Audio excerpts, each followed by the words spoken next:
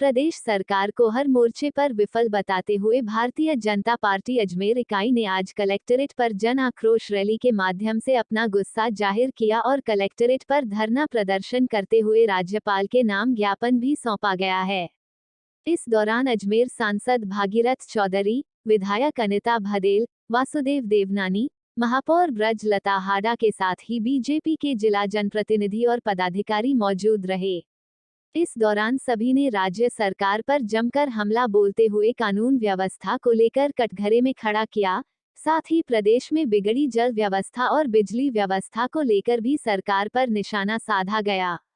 सांसद भागीरथ चौधरी और विधायक वासुदेव देवनानी ने बताया कि राजस्थान में पानी की किल्लत से जनता परेशान है और केंद्र सरकार से जल जीवन मिशन के तहत मिले बजट को भी खर्च नहीं किया गया है। ऐसे में बिजली, पानी, सड़क, नाली जैसे विषयों के साथ ही राज्य सरकार कानून व्यवस्था में भी फेल साबित हुई है। अनिता भदेल ने आरोप लगाया कि राज्य सरकार केवल अपनी सरकार बचाने के लिए काम कर रही है। राजस्थान की जनता से सरकार का कोई सरोकार नहीं है। महिला उत्पीड़न हो या फिर बालिकाओं के साथ बढ़ रहे अत्याचार, सभी लगातार तरक्की कर रहा है। तो वही बेरोजगारी राजस्थान में चरम पर है। इन सभी विषयों को छोड़ राज्य सरकार केवल सत्ता बचाने के लिए काम कर रही है।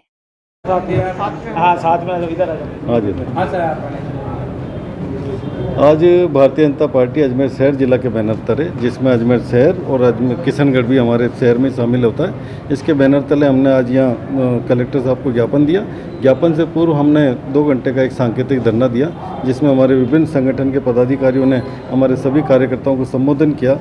उसमें निचोड़ के रूप में ज्ञापन में यह है कि जन आक्रोश आंदोलन के रूप में हमें प्रदेश द्वारा एक निर्देश दिया गया था। उसमें राज्य में जब से 3 साल से ऊपर हमारे गहलोत की सरकार हो गई राज्य में, और वो अपने सरकार को बचाने में पूरी तरह लगे रहे। जन समस्याओं को लेकर के कोई भी ध्यान नहीं दिया गया। वर्षा पूर्व कम से कम पानी की समस्या तो समाप्त होनी चाहिए थी। पता था कि बीसलपुर में इस बार पानी का लेवल कम है, फिर भी ध्यान नहीं देकर के पूरी पानी की जो सप्लाई है वो जयपुर की तरफ मोड़ दी गई। अजमेर शहर का कोई ध्यान नहीं दिया।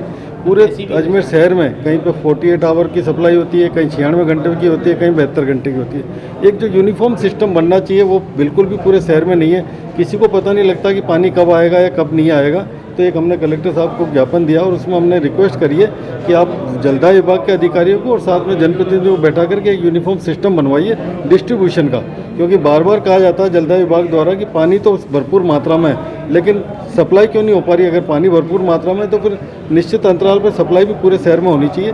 तो मुख्य मुद्दा हमारा पानी का था। साथ ही साथ जो आए दिन चोरी की घटनाएं हो रही है, चेन स्नैचिंग हो रही है, बच्चियों पर जो बलात्कार की और घटनाएं हो रही है, इन सभी को लेकर के हमने एक संकलित रूप से ज्ञापन दिया और कलेक्टर साहब से मांग करिए कि हमारी ये सारी मांगें राज्य सरकार को पहुंचाएं। इसी को लेकर के एक बात और थी कि राजस्थान की मैं शुरू कर रहा हूँ, फिर मत कर। राजस्थान की जनता बहुत त्रस्त है। राजस्थान की जन विरोधी सरकार के खिलाफ, जनहित के फैसलों को रोकने के खिलाफ आज भारतीय जनता पार्टी अजमेर शहर जिला ने जन आक्रोश रैली के अंतर्गत यहाँ ज्ञापन दिया, धरना दिया। जिस प्रकार से सरकार किसान विरोधी सरकार, युवा विरोधी सरकार और महिलाओं पे अत्याचार में अव्वल नंबर सरकार, महंगाई, सबसे महंगे डीजल पेट्रोल के लिए जाने वाली सरकार, सबसे महंगी बिजली के लिए जाने वाली सरकार, राजस्थान की में अजमेर की जो हालत है, ध्यान में आता है कि स्मार्ट सिटी के नाम पर जो अव्याप्त अनियमितताएं हैं उन पर कोई कार्रवाई ये प्रशासन नहीं कर रहा है।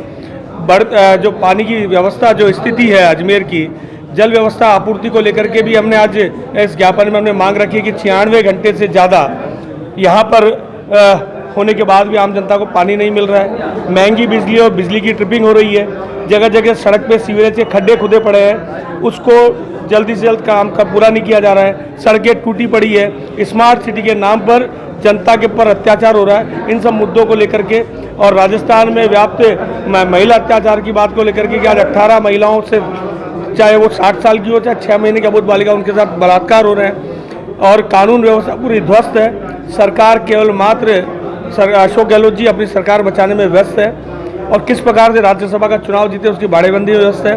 पिछले 3 साल में ये सरकार 1.5 साल बाड़ेबंदी में चलती रही है। मुझे लगता है अंतिम जो 1 साल बचा है, इस 1 साल में ये जनता के हितों के काम को करे, नहीं तो भारतीय जनता पार्टी ईंट से ईंट बजाएगी और इस सरकार को निश्चित रूप से जाना तो तय ही, लेकिन जनता के हित में हम काम करने के लिए लगातार इस प्रकार धरना प्रदर्शन करेंगे।